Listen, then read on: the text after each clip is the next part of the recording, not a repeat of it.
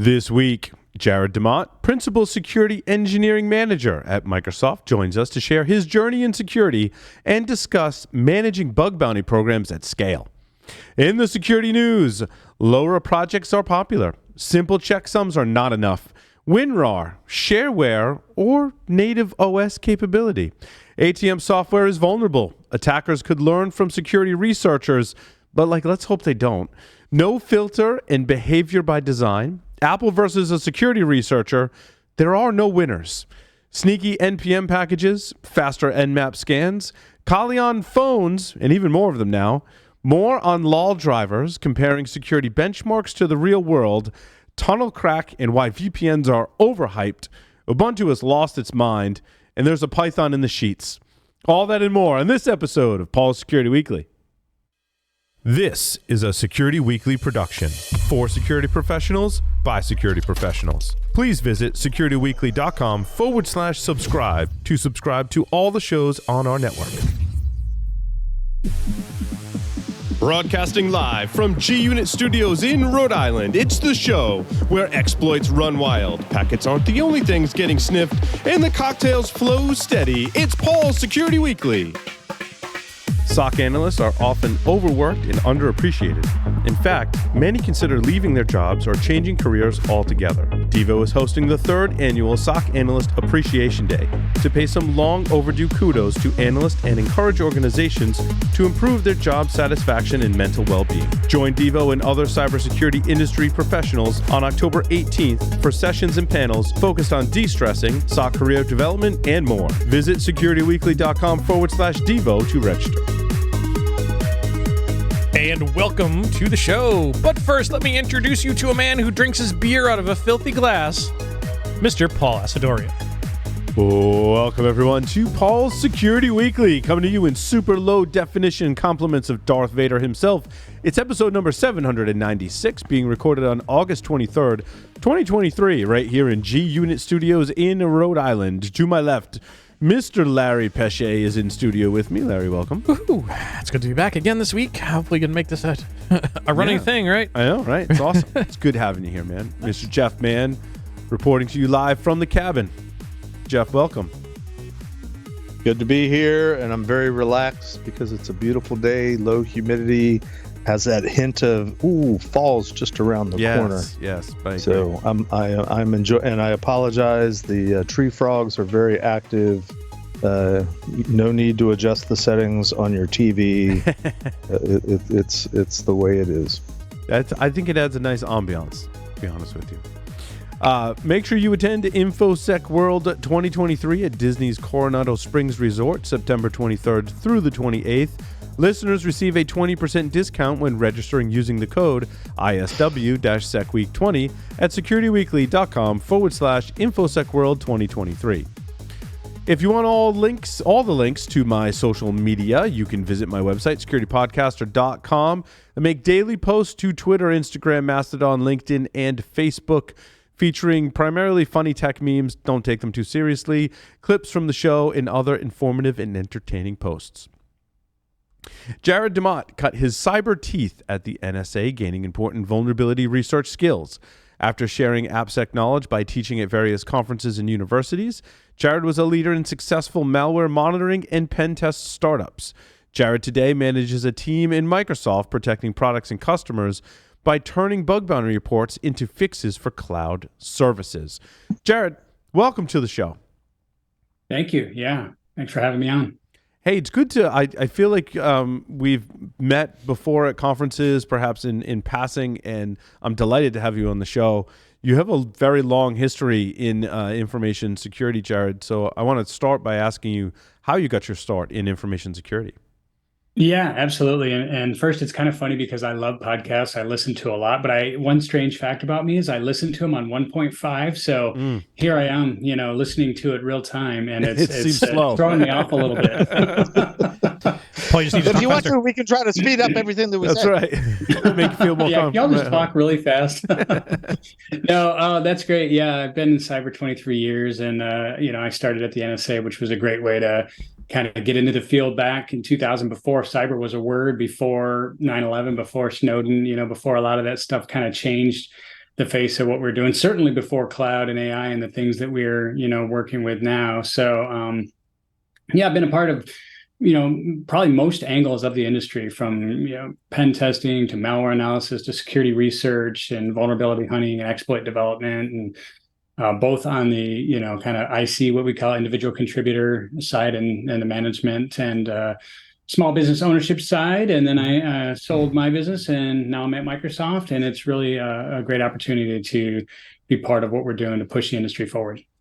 I interviewed many people who have worked for the NSA before, Jared. Is there anything else you can share about what you did at NSA, or where you worked, or any experiences that you're at liberty to share? And please, I understand if you say no comment. I'm fine with that too. Yeah, no, I mean, one thing I would say is that it was a really great experience. It's a very, at least at that time, admittedly, this was like, from the sort of 2000, 2005 type timeframe. So probably a lot's changed there, since I've been there. My comments may or may not be particularly relevant anymore, but it was fun living in the DC area and the Fort Meade area. My wife and I moved there before we had kids, and now our kids are almost grown. So, lots transpired since then. But I liked the blend of mission focus with kind of an academic environment, if that makes sense. There were like a lot of times they would bring in like Friday speakers, but there was also like you were working with military people, and like it was very interesting. I would say the work environment's different than probably any other place I've been before or since. So you weren't in ops.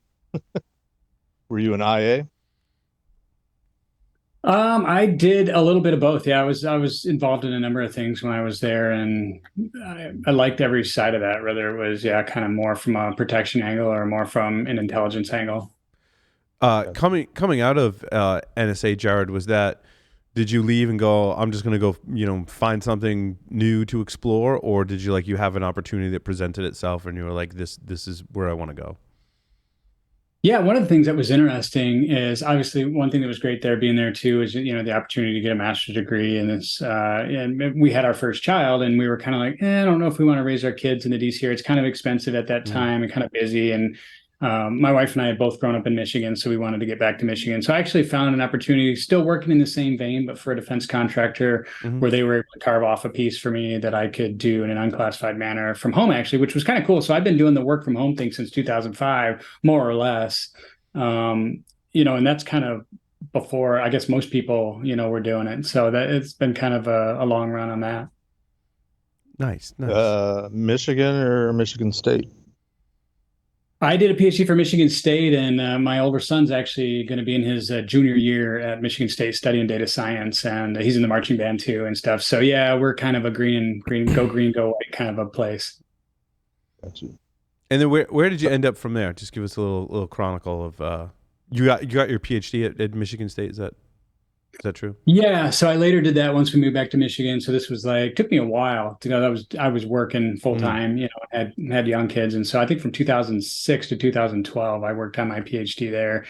And during that time frame, I was mostly either with a defense contractor. I was also teaching both at university and at different angles. Like I taught at Black Hat for a long time, and I made classes on Pluralsight and other various conferences and things. And that was so I kind of cut up my career into I guess 4 chunks, really. There's sort of like defense contract, academic, and then I got into startups. I worked for a small startup called Bromium after that. I don't know if you remember them at all. I do. Yeah. They were kind of early in the endpoint security when CrowdStrike and Carbon Black and them were just getting going, and their technology was good, but it was very protective. It didn't have the detective angle that the others had. So I think they kind of really missed a market opportunity. So that's why they're not the household name that CrowdStrike is now, I think, at least one of the reasons. Yeah, that was fun. Then I got involved in other startups. And then I did my own little consulting company, and eventually sold that. And I was like, where do I go from here? Because it's kind of a weird, jarring experience when some people tell me I don't look that old, but I'm 45. And I kind of I felt like life had kind of dragged me along, if that makes sense, where I had a job and then had an opportunity to get a master's degree, and then we had kids and marriage and all this. Like, it just felt like every next step was like, oh, the next step is obvious. There's like another rung on the ladder of just get a better job or get another degree or start a business or write a book or get a PhD. And then I suddenly hit this place where I didn't know what to do. I was really like, for the first time, I felt like I was kind of lost after that. I was like, not really a midlife crisis, but like, where do you go after having done all that and you've sold your business and you kind of took a month off basically and was like, I don't know what to do now. And I ended up in big tech. And actually that's been really good because that was one area I hadn't worked in and was really always curious about, working at Amazon or Microsoft or one of these type of companies. And it's definitely different, I would say, than consulting or government or academic or small business startup. It's definitely got its own vibe that's kind of unique. So I've really enjoyed the opportunity. So why did you choose Microsoft? Or did Microsoft choose you? Right. Yeah. I had no choice. They brainwashed me and sucked me in. So I would think that, having been a prior researcher, I was on the other side. It was very interesting being at Black Hat and DEF CON this year, kind of monitoring talks. In the past, I was kind of, I was watching one young person in particular that's 25 years old, and they were giving a talk kind of talking about a vulnerability that they had found in a Microsoft product and how they had, disclosed it coordinatedly, nice, and got a bounty and everything. And it was a great experience for them. But I just remember being that 25-year-old researcher on stage, kind of talking about the big company.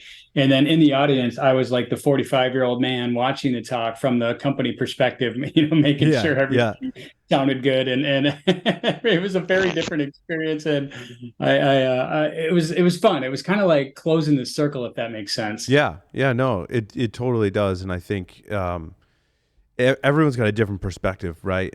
And we've talked on the show for 18 years about vulnerability disclosure has been a thread and a topic. And we've, I think, talked about researchers that maybe we didn't agree with their decisions. And we've talked about big companies.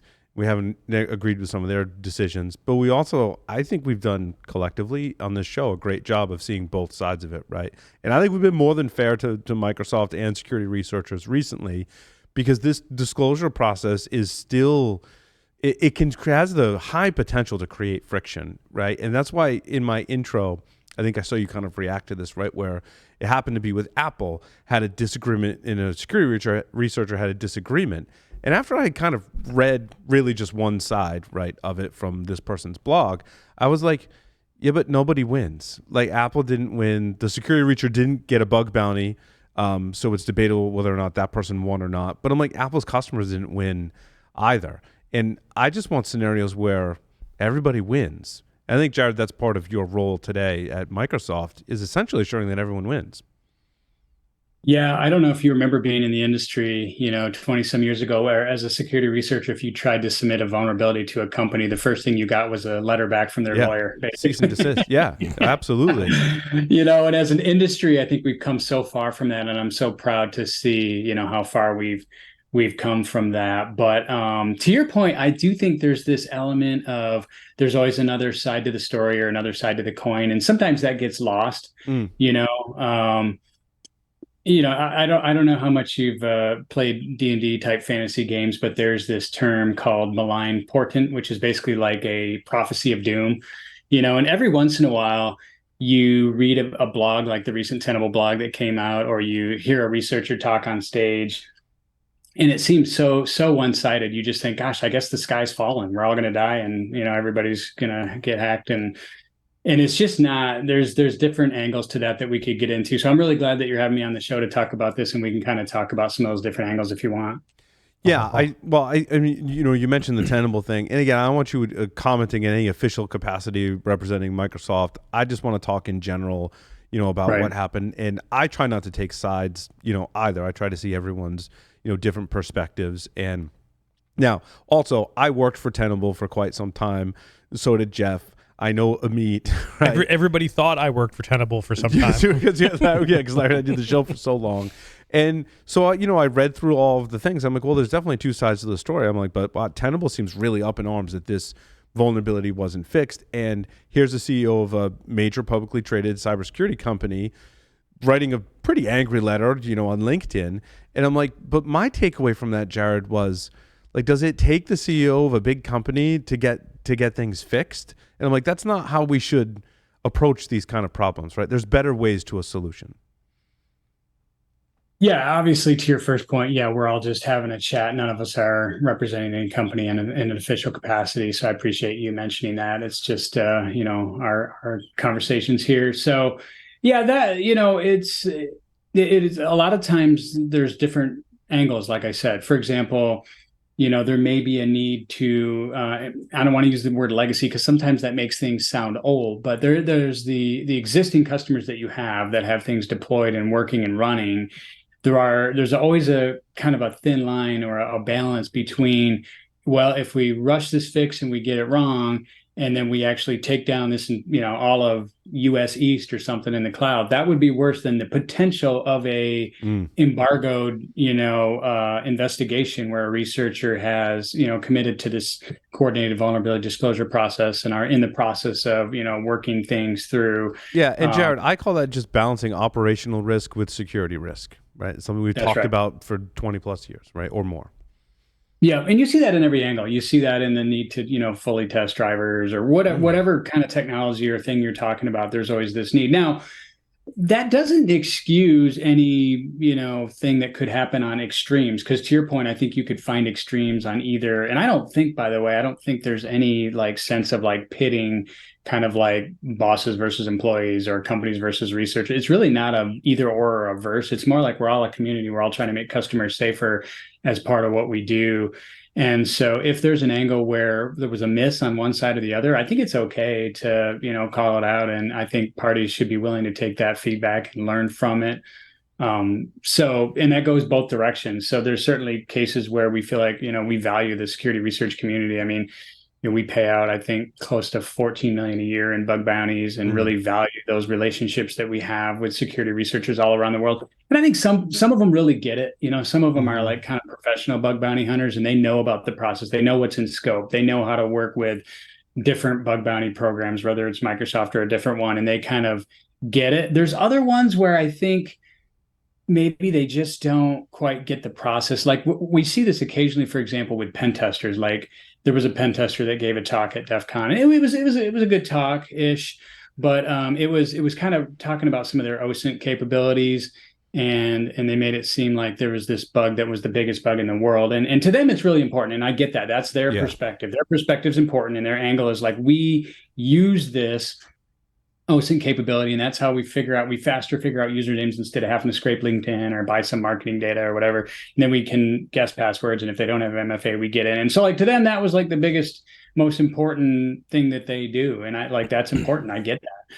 But like we have this weird thing where, like many programs, there's rules to the program, and most of them make sense. Some of them maybe we could do better on, but like there's a servicing bar where a bug is either kind of like, none or low or moderate or important or critical. And important and critical is like a servicing bar for us, where there's usually a bug bounty if it's in scope, and it's something that we track inside MSRC, which is the group I work for. And so there's a whole different process.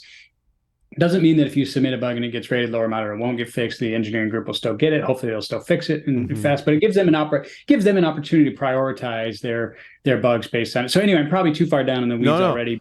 No, I like this because it's a glimpse, Jared, inside how you manage software and priorities in the largest software company in the world, which I think oftentimes we like to throw stones at companies such as Microsoft and Apple and Google, sometimes not realizing just how many developers and how much lines of code that you're responsible for, and you have to have some rules in order to tackle that problem. Yeah, exactly. So again, you could end up in a scenario where maybe there's this one individual that to them, they wanted to try one time to give their most important technique out to Microsoft, and maybe they didn't get a bounty. And so they're like super salty for the rest of their life. And I could understand how that could happen, having been a security researcher, having been a pen tester. But I think they have to try to at least try to put yourself in the other position and say, well, this is important to me, but does it meet their servicing bar? Was it even in scope for their program? Did I report it appropriately? Like there's other sides to that. Like what were customers affected by the way I dropped it as opposed to actually submit it? There's just a lot. I'm not saying there's a right or wrong there, by the way. I'm not like really getting into that. I'm just saying, if you take a step back, you realize, and I didn't always realize that early in my career when I was a researcher, I was kind of more on that other side of like, I just want to tell them about my bug. Do you remember the no free bugs thing? That was a really funny thing. That was pretty, but I also think that speaks to, I think one thing we're kind of hitting on is the number one frustration point for a security researcher. I want to say isn't necessarily that they get paid, because like you point out, Jared, that wasn't always a thing. We were lucky to report something back in the day at a certain point and not get sued for it. But and it's not even so much recognition. I think security research, at least I like to think, that we just want to see the bug fixed. And when any company doesn't, I'm not saying it's Microsoft, any company goes, thanks for pointing that out, but we're not going to fix it. It infuriates most security researchers. And like, I get it too, because I'm kind of on the side of like, well, can't you just fix that? Without, we obviously have to talk about what goes into those decisions, right? There's a lot of factors. Yeah.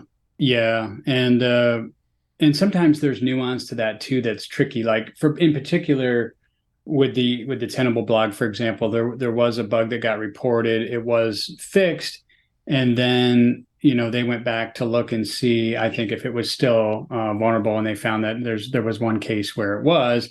And it was a weird corner case where the bug had actually been fixed and deployed in the cloud, but there was one operational piece where it hadn't gotten kind of like backported basically into the existing connector. And so what's interesting about that, and we're always evolving, how we do what we do is the nature of vulnerabilities of, like, you can imagine 20 years ago, it's like you fixed a piece of software and then you could go buy the new DVD at Walmart or something to get the new Office or something. And you took it home, installed it, and then it was your problem to figure out whether you had it installed properly and like run properly, monitored properly, like you took the patches right or whatever. But now with cloud providers, there's an operational piece to the patching that's not just a bug fixing piece to the puzzle that is, in most cases, great, but occasionally there's like some little things that can slip through the cracks there.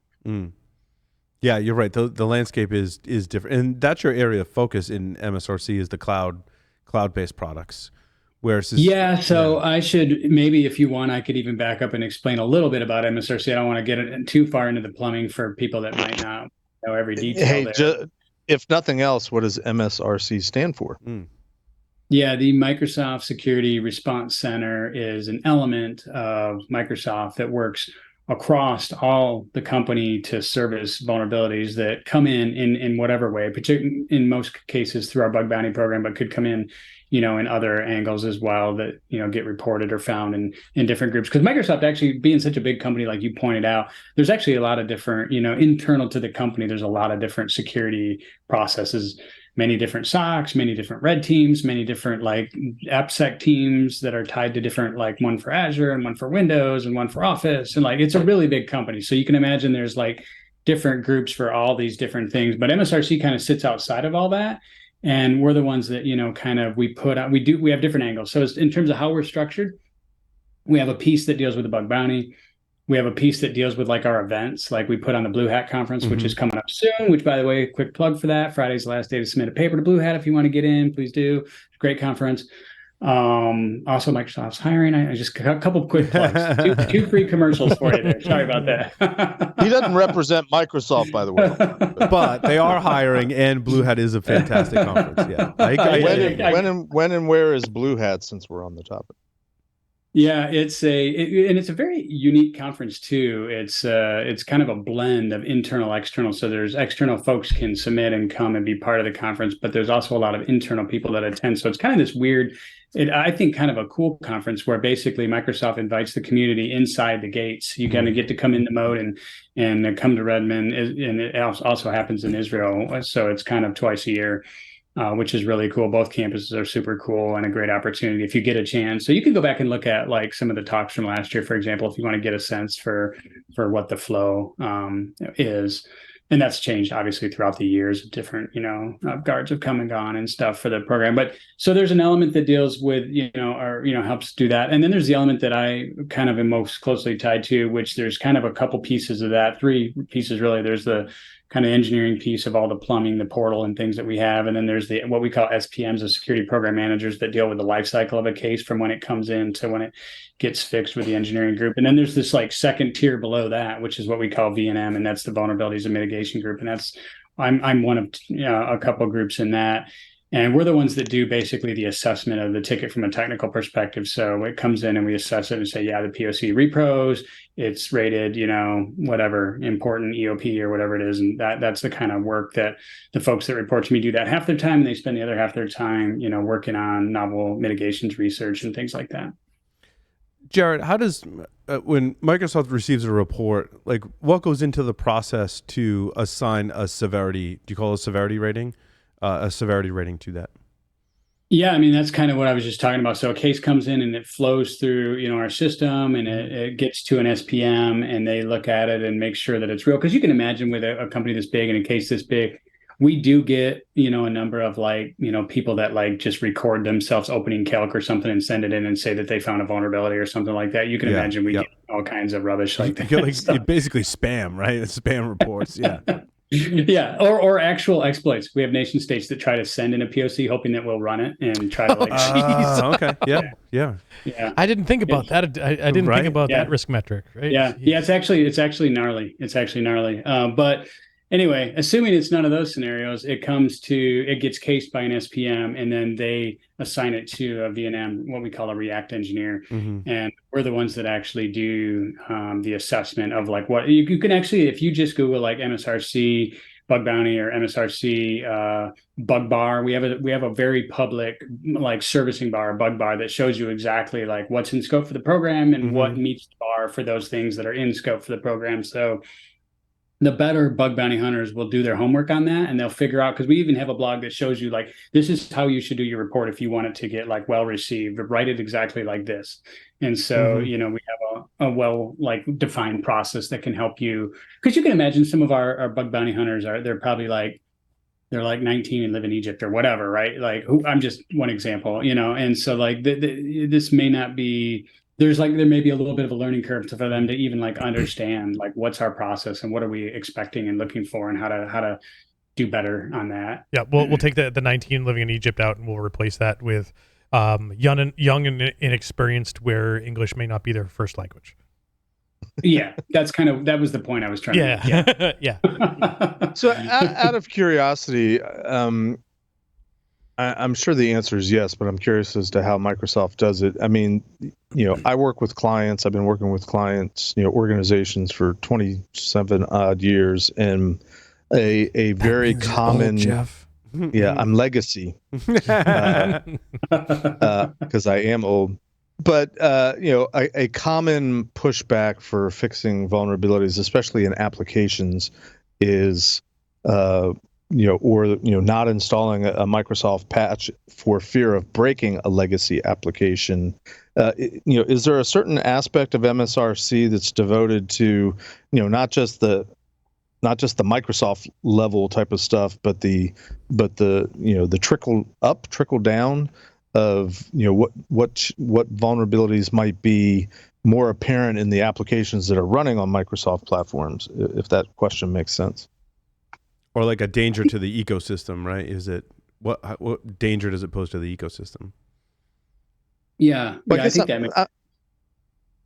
I'm asking, what degree does Microsoft delve into the implications of vulnerabilities that are at the OS Microsoft level, and the ripple effect of what applications might be impacted, based on the patch, based on the fix? Because that's certainly a concern of your consumers, enterprises and organizations across the land. And it's certainly an excuse that's been presented for millennia for why patches aren't getting installed at the OS level, for fear of some legacy application breaking.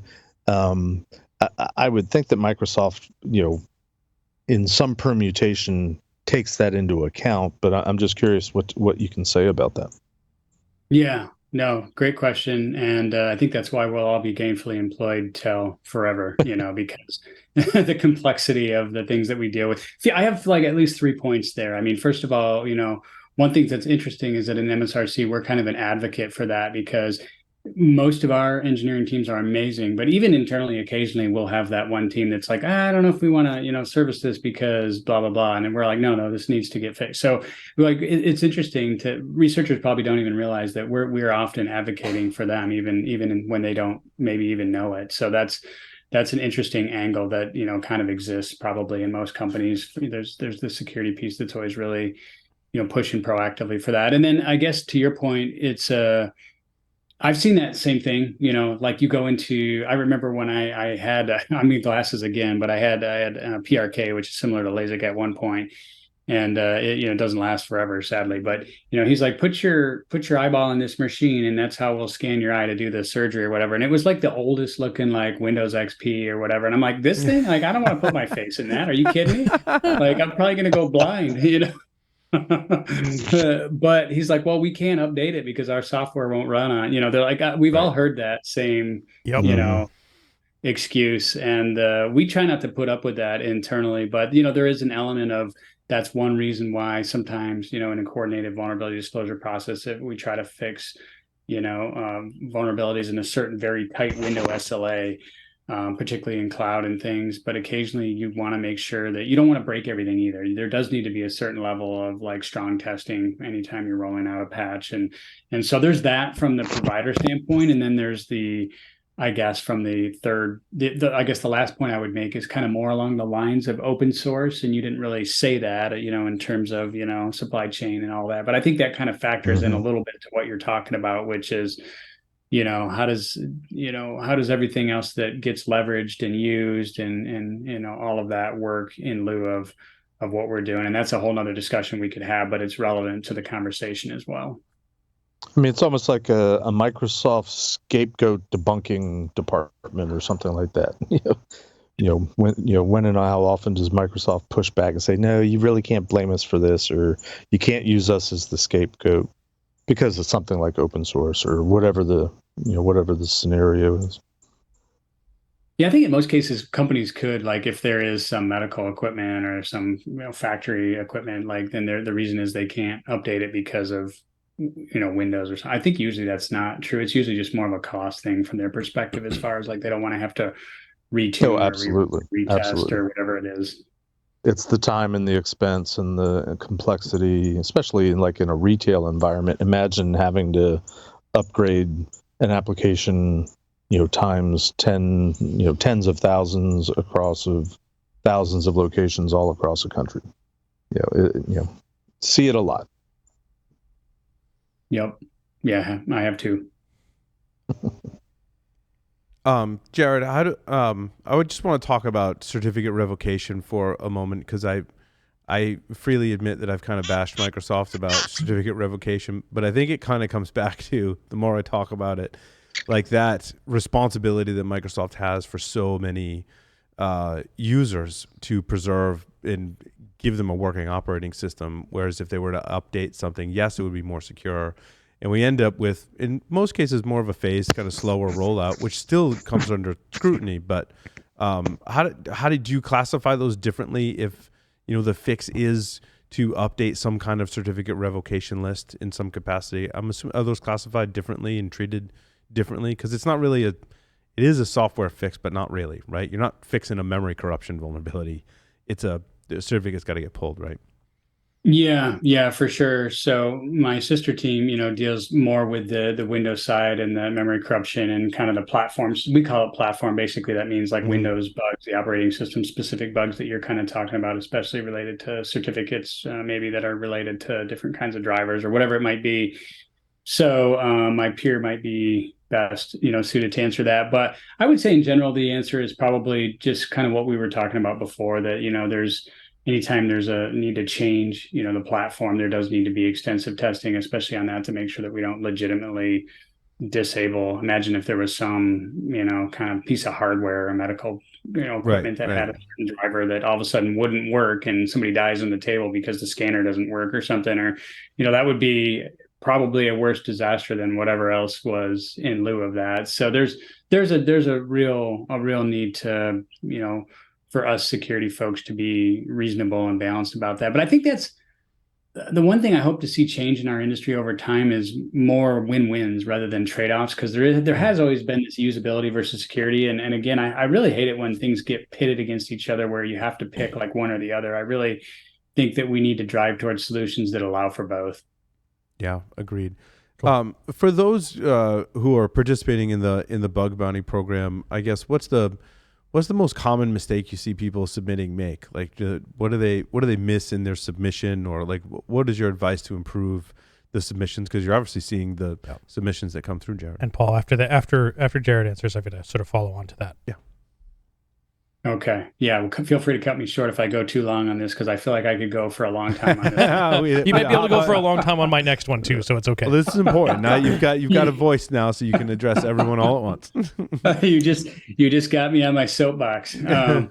It's funny because I do think different finders are motivated for different reasons. To your point, and it's sometimes it can be a little bit hard to understand that. But I think if you do understand that, sometimes it helps you see where they're coming from.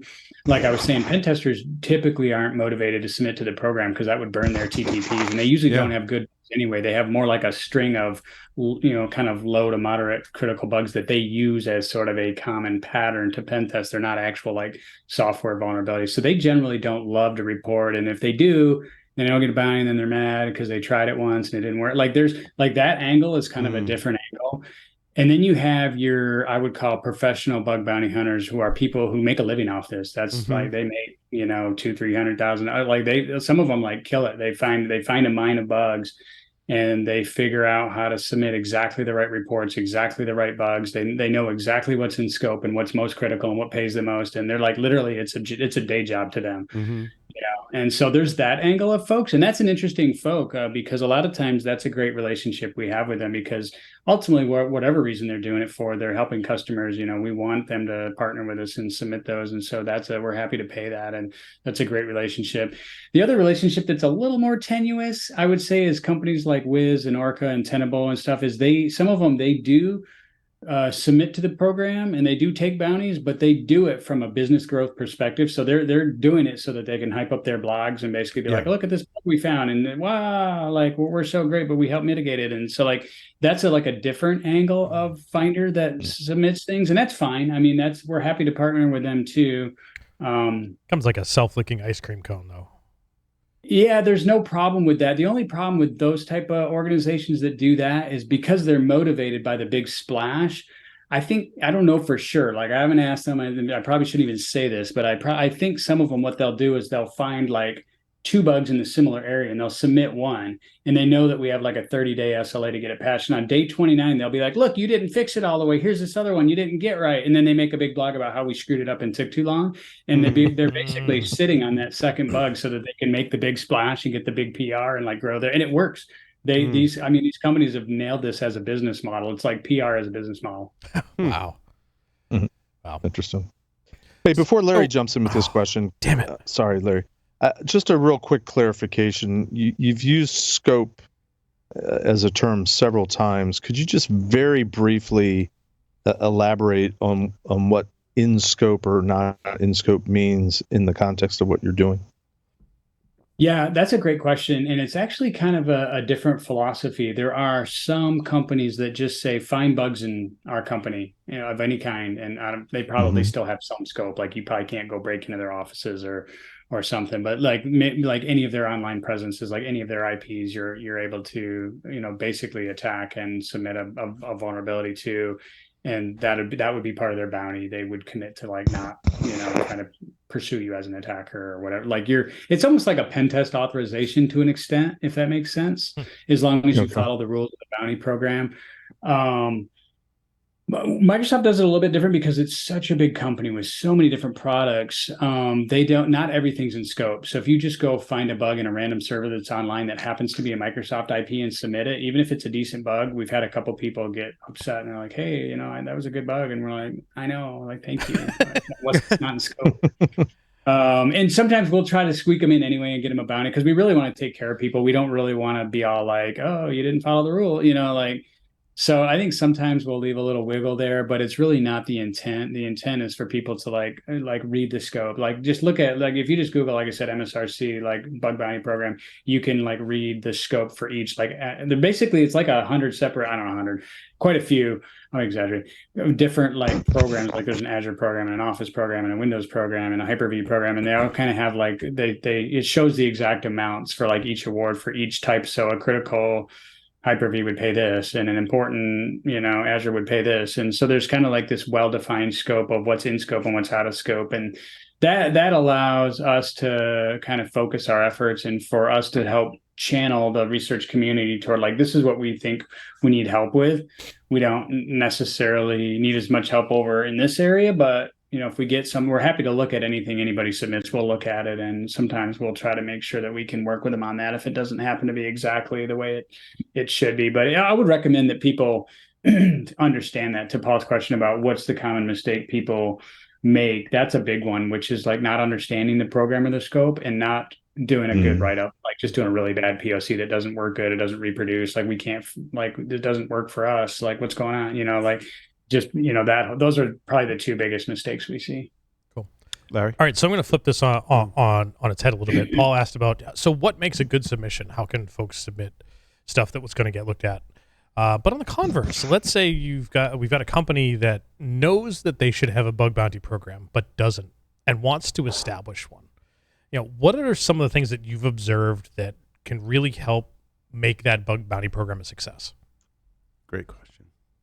Ooh, okay. Let me take them separately and make sure that I get your point. So I think what I said first quickly is that the good submission would be that it's in scope. That would be a good start, and that it's follows the like rules for submission as far as having a good proof of concept, a good write-up. A lot of times it helps if you have a video. We usually prefer people if they can show a video of what they're doing. That really helps a lot, so we can see, oh yeah, they really did. There was an API token that leaked or something, and it's very obvious that they didn't just.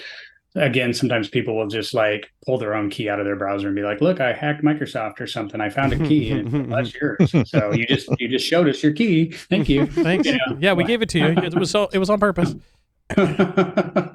Yeah, so there's that, that's kind of part of the what makes a good one. And just I think the other thing that makes a good relationship is being willing to press in. So let's say that you get a response back that says, we really appreciate it. This bug was rated, low or moderate, so it doesn't quite meet the bar for a bounty, but we really, appreciate it. If you just, work with us and say, if you're like, let's say you're convinced it's important, you can feel free to message back and say, no, instead of just rage blogging, you could be like, I think this is important and here's why, and here's like another stab at me explaining it. And there's been times where like, oh yeah, that actually makes sense. Like you didn't show that and we didn't understand that, but like now that you're like taking another stab at it, like that makes sense. So I think being willing to like kind of like partnering with anybody, if you're in consulting, you have clients, like just being willing to press in, treat us as like a client or a consulting, type of thing, and it'll help the relationship. Okay. Yes, I don't know if that was an exact answer. I mean, but I think I can draw something from that, and I think, one of the things that would make a successful bug bounty program is treat your submitters like a partner.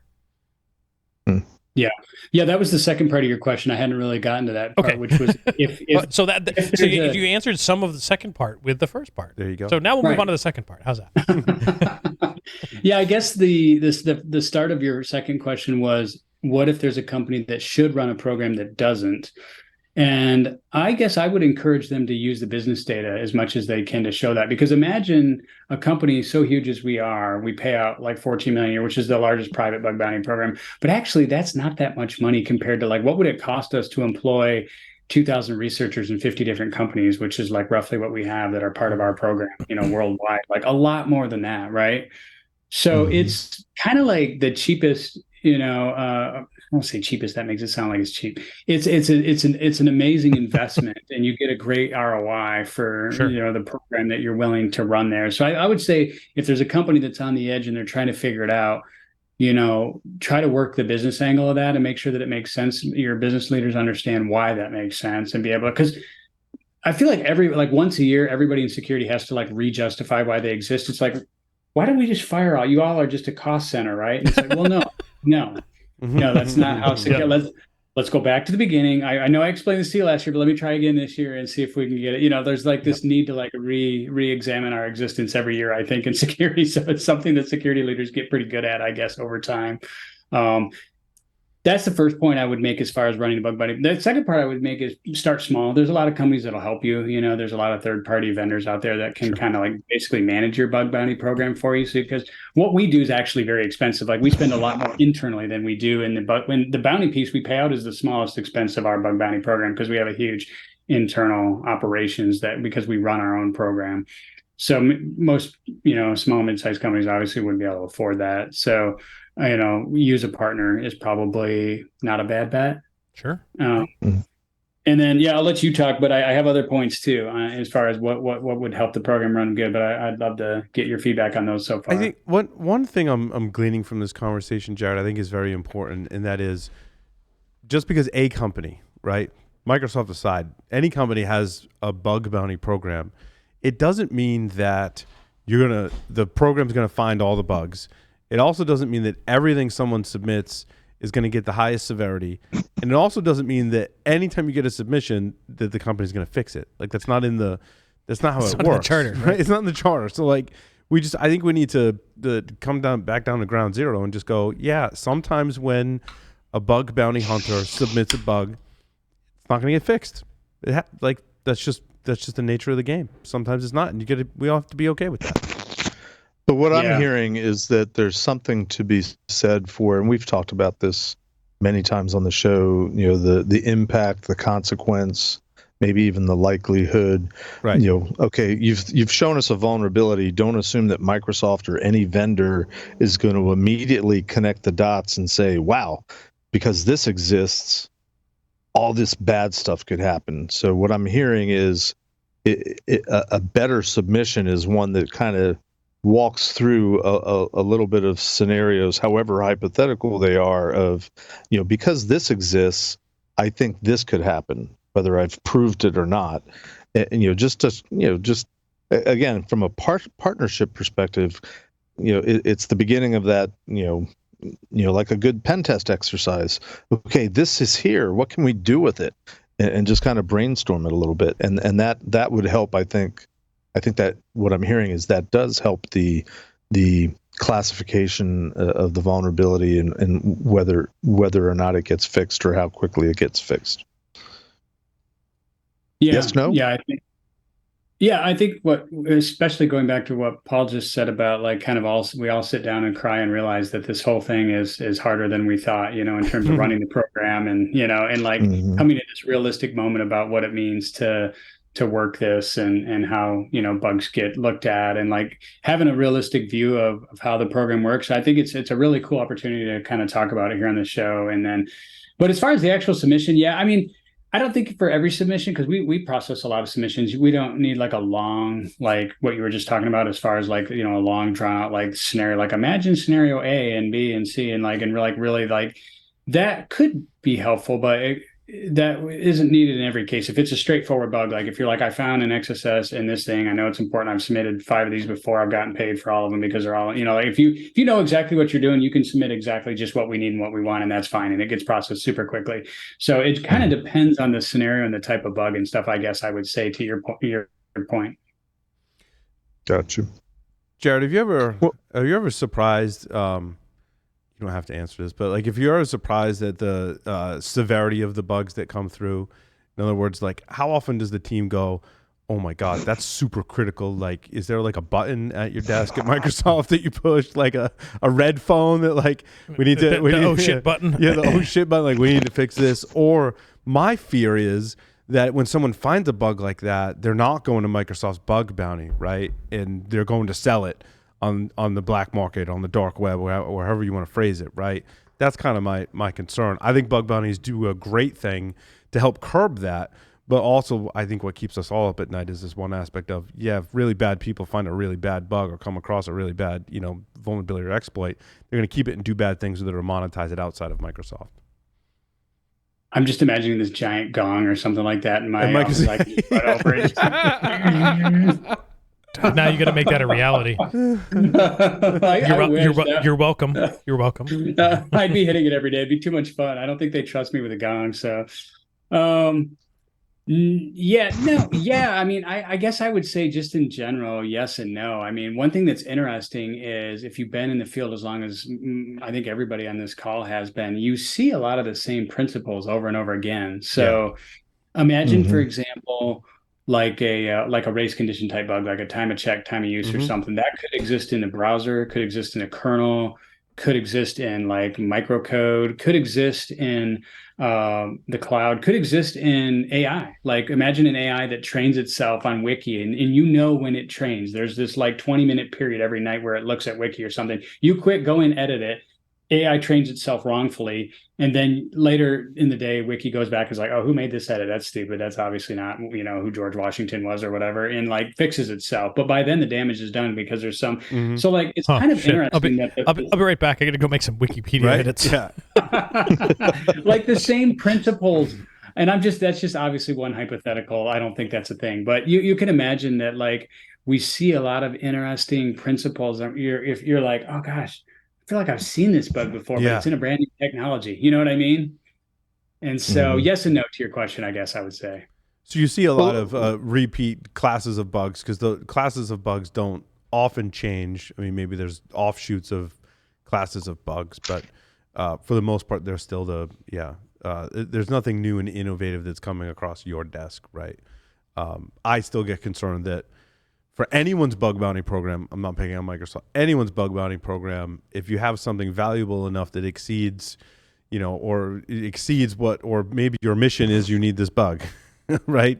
For whatever, enemy nation state has it, that it's not going to get reported through the bug bounty. And bug bounty is not going to fix that. I don't think it was designed really to solve 100% of the problems.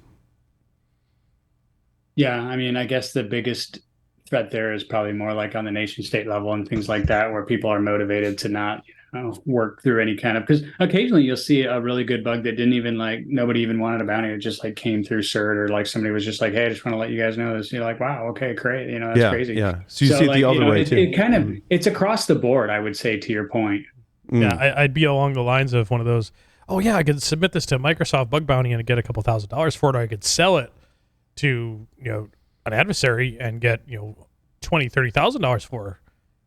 My problem would be, who do I contact at those adversaries to sell that? No, I think Microsoft makes this really easy to pay me. I think Casey at Bug Crowd and I have talked about this before too, and I think we brought up this exact point that.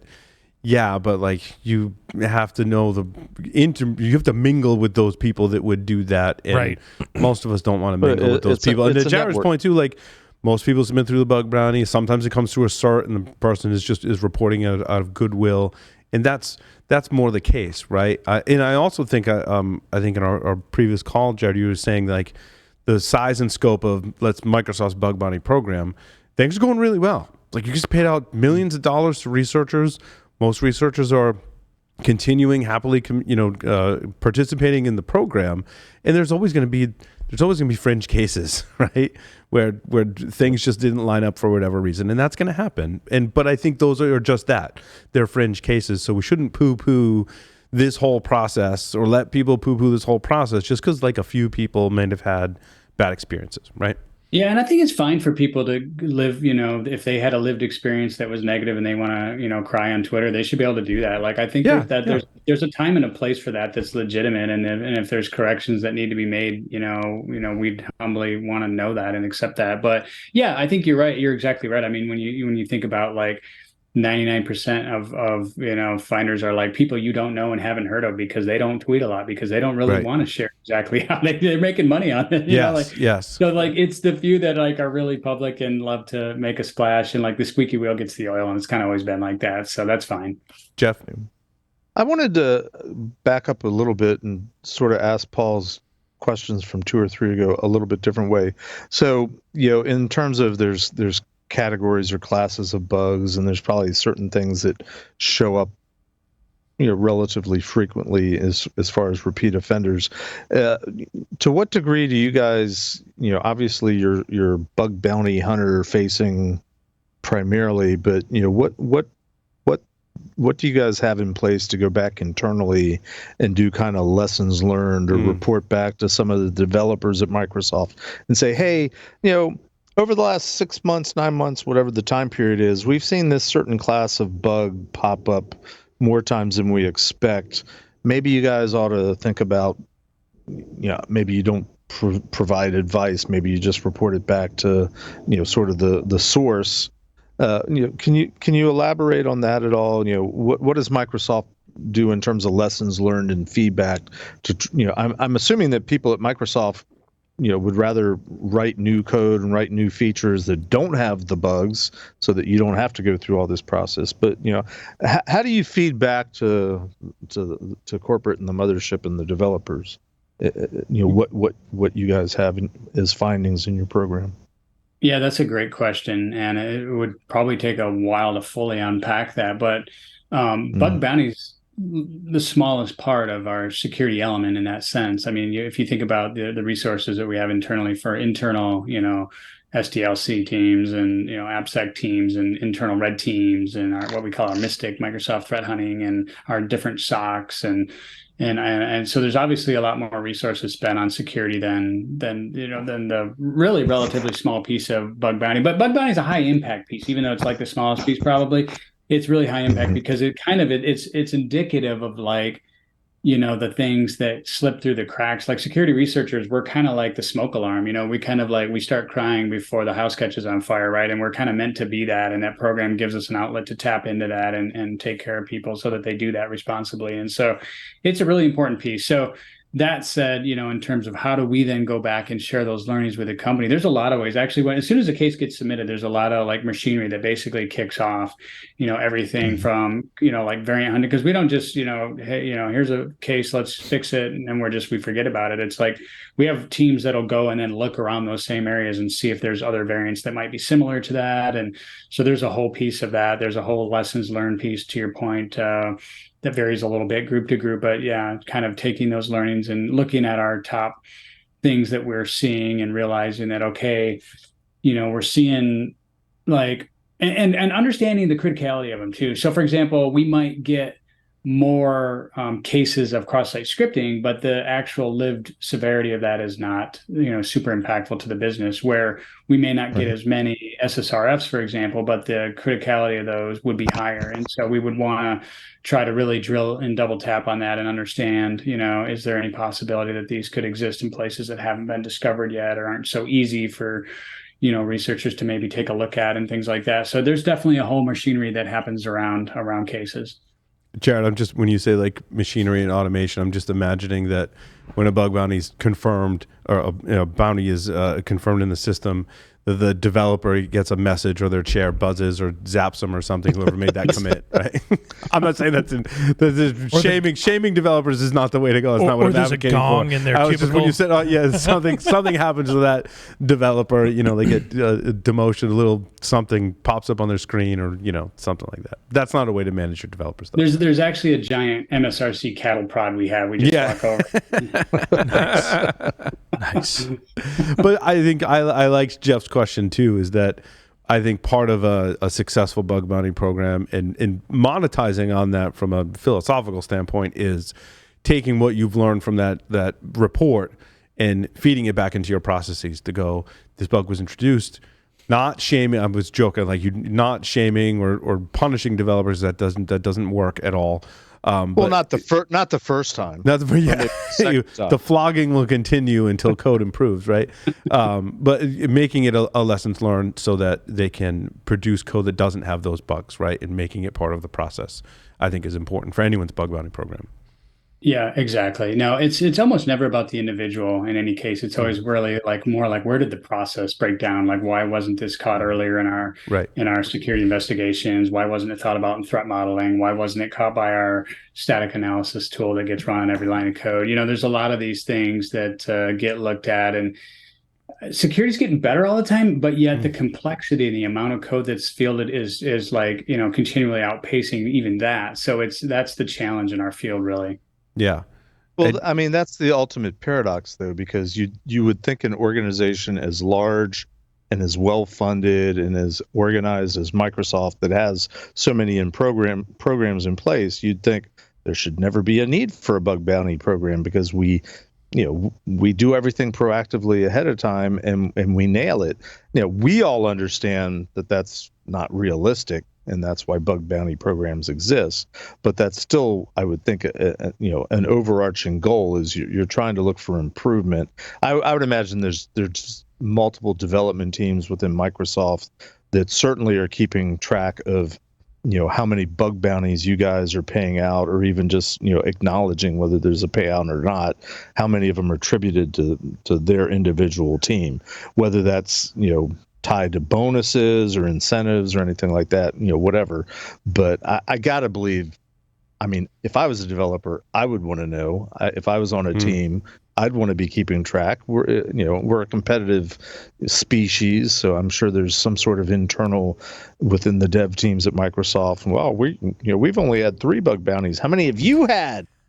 Team X, Team Orange? No, I don't. I will say I don't think there's anything like that. Microsoft actually has a pretty strong culture, which is nice, such as that we want to be learn-it-alls, not know-it-alls. And so there's this really kind culture inside of Microsoft that I was surprised to find when I started working here, because the prior reputation of the Ballmer and Gates days, I think, were a different company, is from what I understand, but I never worked there during those. There probably was something like that, I guess is what I'm saying, at that time. But no, there's nothing like that now, because it just doesn't set the right tone for what we're trying to do. But look, the other thing I would say is, about the whole, can't Microsoft just get it right from the get-go? We just know, like you said, we all in this industry get it. Like, I remember, I don't know if you all remember this. This was quite a few years ago, but Carbon Black actually came out. I think it was them, came out and said, we stop 100% of the badness.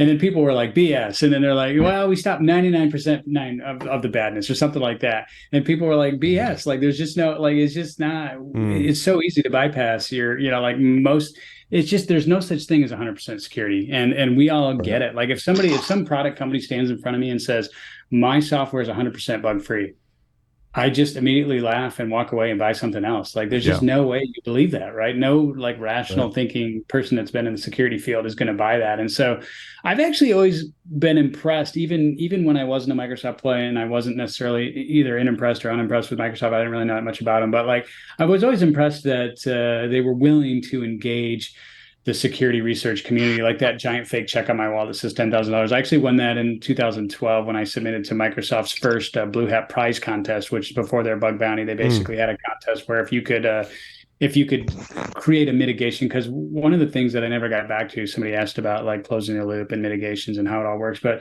MSRC has also worked on a lot of mitigations throughout the years. If you've ever heard of things like ASLR and DEP, and all those came out of MSRC from way back in the day, trying to deal with memory corruption bugs. But I designed sort of like an anti-ROP type thing that, I submitted and ended up winning like 3rd prize in this contest. But anyway, it's a long story. It'd take me a while to tell the whole story. But the point is, like, I was impressed that they cared enough to even try to do something like that, because that's expensive to run a program like that. And like, they picked me up in a Hummer limo at like Black Hat to like announce the winners at this party, in that year. And it was like, wow, this was kind of fun. I'm surprised they did this. Like, why did they do this? Like, not a lot of, like, you never see Apple doing that. You never see, a lot of other big companies, like, they basically try to, like, let's just sweep it under the rug as much as possible. And that's fine. That's one approach, but I think Microsoft's always taken the approach a little bit more of the realistic, like, yes, we have vulnerabilities in software. Software has vulnerabilities. We want to partner with you to help make customers safer. Like, we're both a vendor and a security company, so we have a realistic viewpoint on how this whole thing works.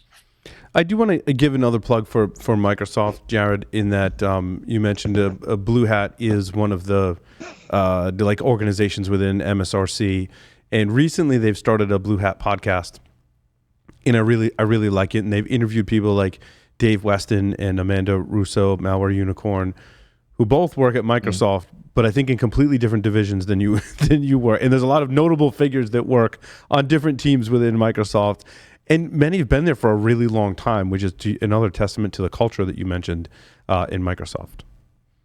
That's true. Yeah, I think the Blue Hat podcast is fantastic, and maybe I'll get a chance to be on it someday. So yeah, and you're right. A lot of the folks that have been on it are on different security teams across Microsoft, which is very cool and kind of complex just to understand all the different angles that we have going on from those different things.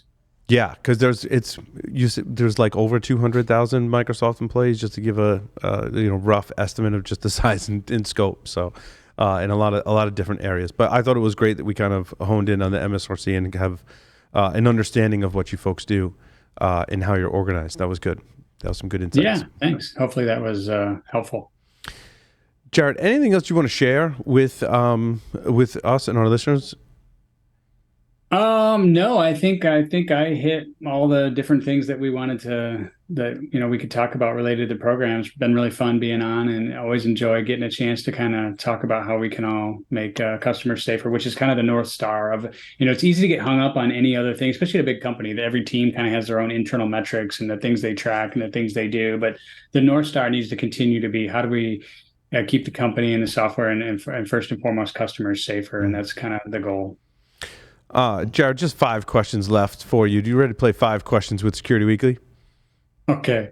3 words to describe yourself. Ooh, I would say fun, energetic, and learner. If you were a serial killer, what would be your weapon of choice? I mean, it's got to be cyber, right? If you wrote a book about yourself, what would the title be? How a poor blue-collar kid became a hacker. What is your favorite hacker movie? Hackers? Choose 2 celebrities to be your parents. Alive, dead, fictional, or otherwise. Ooh, Captain Kirk and Captain Picard. Cool. I like it. Nice. Wait. Which age Picard? Picard's Next Generation or Picard's here? Yeah.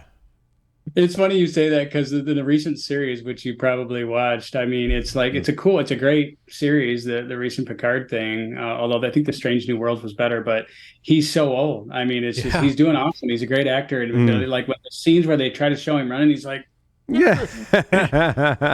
Yeah, we just finished Picard in our house, and we just started on Strange New Worlds, and and I caught something, and I know it's not true, but it was along the lines of like, Picard, you're 92 now. Yeah, right. Like, well, yeah. And Jared's only in his 40s. That's why he leaned towards hackers. So whatever. There you go. Yeah, the second season of Strange New Worlds is awesome.